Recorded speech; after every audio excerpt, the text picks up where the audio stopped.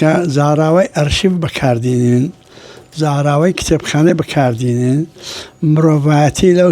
دروست بوو کە یەکلەیە بزان لە تابلۆکانی سۆمەریەکانەوە تا ئەمڕۆ نووسین و کتێب گەورەترین ئامرازی تێکۆشانی ڕێگای ڕۆشنکردنەوەی ژیانی مرۆڤایەتی وە. هەرچەند تێکۆشانێکی زۆر سەخت و پڕخوێناوی و داڵ و دۆڵەشە پڕژام بووە، بەڵام کتێب سەرچاوەی هەموو دەستکەوتێکی ئێستای تەکنۆلۆجیایە. ئەو تەلەڤیزیۆنە ئێستا بەرامبەر وەستاوە، ئەو گڵۆپانە پێ ئەو ئەدیسۆنە هەموو یعنی وەکو دەڵێ بەرهەمی کتێبن،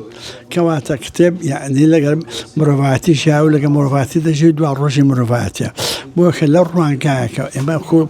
لە بنەماڵێکی نیشتمان پەروەری کورتپەروی ڕۆشنگەر دەکەی چاوم کردوتەوە سەدەستی برایەکانم دەکەی فێرە خوێندن و نووسین و کوردی بوویمە جگە لە قوتابخانە دەکەی گەیشتمە ئەو قەناعەتەوەکو گەنجێک دەتوانم بڵێم لە ساڵی 55ەوە تا ئێستاکە من لەگەڵ پیرۆزی کتێب دەژیم بە هەرسوس لە سەرتا زۆر ساکار بووە، کتێبم کرد تاکە چەند جار ئەو کتێبە تووشی شکست هاتووە، وێرانی هاتووە لە ڕۆژی سیاسی نانەبارە کورد، بەڵام ئەمڕۆ خۆشبەختانە پاشە ڕاپەڕینەوە تاەتێن بەجارەشی ئێستا بوویتە کتێبخانەی گەورە لە ئاستی کوردستان، کتێبخانەی تاکە کەسێ کە خزمەتی ڕەوشی کولتوری و لێکۆڵینەوەی زانستی و لێکۆڵینەوەی مێژووی دەکاتن و بە سەدان وەکو خوێندکاری ماستەر و دکتۆرا و نووسەر دەکە ڕوویان تێکردووە و هەموو ناوەکانیان تۆمار کرا و ڕقم تەلەفۆنیان تۆمار کرا و ئەو کتێبانێک کە سوودیان لێوەگرتە هەموو ئەو سەرچاوانە باس کراوە. ئێستا ئەمڕۆکەش خۆشحاڵم لە ڕێگای سەنتەری کوردستان بۆ هونەر و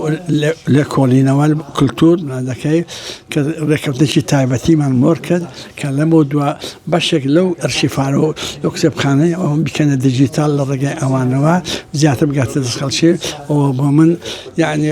وەکو دڵی خاڵەتیوە سەرخان بوو لە خزمەتکردنی کتێبخانەکە بۆ هەموو لایەشمان دەکەی بۆیە خۆشحاڵم ئەوڕەکە بە ڕۆژێکی تایبەتی کللتوری لە ژیانی مندا دەژمێڕێ و هیوادارم هەموو لاو چاو لە یەکتری بکەین و خزمەتی نەتەوەکەمان بکەن و سوپاس.